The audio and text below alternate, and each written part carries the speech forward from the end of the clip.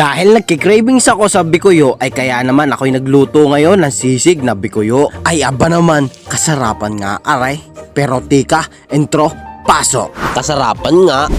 Dahil nagki-cravings ako sa bikuyo kaya naman kami ngayon mangunguha na. Papunta na kami doon sa spot na aming pangunguhanan. Dito lamang yan sa tabi ng Alitao River sa ibaba. Kaya naman sa pagtawid namin na ito, mga kasama ko si John Lloyd tsaka yung ate kong Pipe, syempre ako.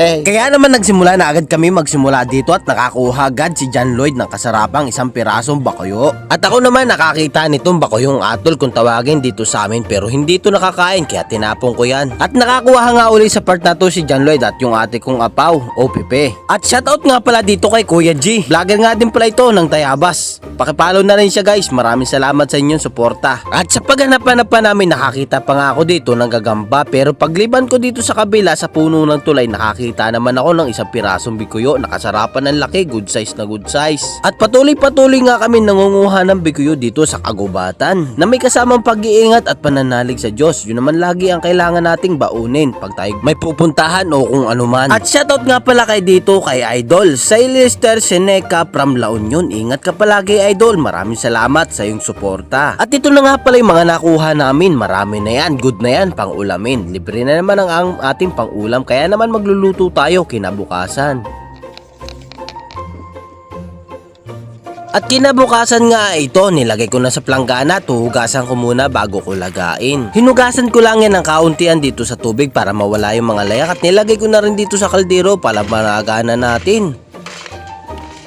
Kaya naman ako'y nagbuhay na rin dito ng apoy at sinalang ko na nga ito, nilagyan ko na rin ng tubig at maghihintay lang tayo ng ilang minuto. Gumahit na rin ako dito ng rekado kaya naman maya-maya lang ay ito, lagala yung ating bakuyo. At pinagtatanggal ko na rin yan sa kanilang mga shell para malinisan na natin at magayat na. Kaya naman pagkatapos pagtatanggalin sa shell ang mga bikuyo ay ito, nilagyan ko na ng asin para lamasin ng 3 times. Pagkatapos nga natin yan lamasin ay ito, gagayatin naman natin. At syempre dalian na nga rin ako maghayat dyan at gutom na nga. At ito pagkatapos natin gayatin, nilagay ko muna dito sa dahon ng saging. At binuhay ko na rin tong ating butane para makapagluto na. Sinalang ko na kawali at nilagyan ko na ng langis, sibuyas, bawang. At inilagay ko na rin dito ang siling pula para malang-halang ating pagkakaluto. Nilahukan ko na rin ang siling green. At imekos-mekos lang natin ng kauntian yan hanggang mag-golden brown. Kapag yan ay golden brown na, ating ililipat na sa ating platito para naman paggisahan natin ang ating bikuyo. Ilagay na nga natin tong ating bikuyo dito sa kawali. Ating gigisahin yan hanggang mag-golden brown din. At ito golden brown na, lagyan naman natin ng tuyo at ilagay na natin yung ating ginisa kaninang mga rekado. Lagyan na natin ng magic sarap para suwabe na. At imekos-mekos lang natin ng kauntian hanggang sa maluto na yan. At nilagyan ko nga muna dito ng paminta. Yay, kasarapan nga iyan. Todo ang krema. Dahil luto na nga iyan, lalagyan naman natin ng 2 pirasong itlog. Ay, kasarapan na yan. Tapos kalamansi, siyempre hindi pwedeng mawawala yan sa ating sisig. At pagkalagay nga natin ng itlog at kalamansi, ito haluin lang natin ng kauntian hanggang sa maluto na yung kanyang itlog. Dahil luto na yan, maglabas ka na ng kanin at tayo'y kakain na. Ay, kasarapan na aray. Na ay, yanong igi. Ko'y kuha na. Abaga naman kahit ihayin mo ito sa inuman, ay laban na aray.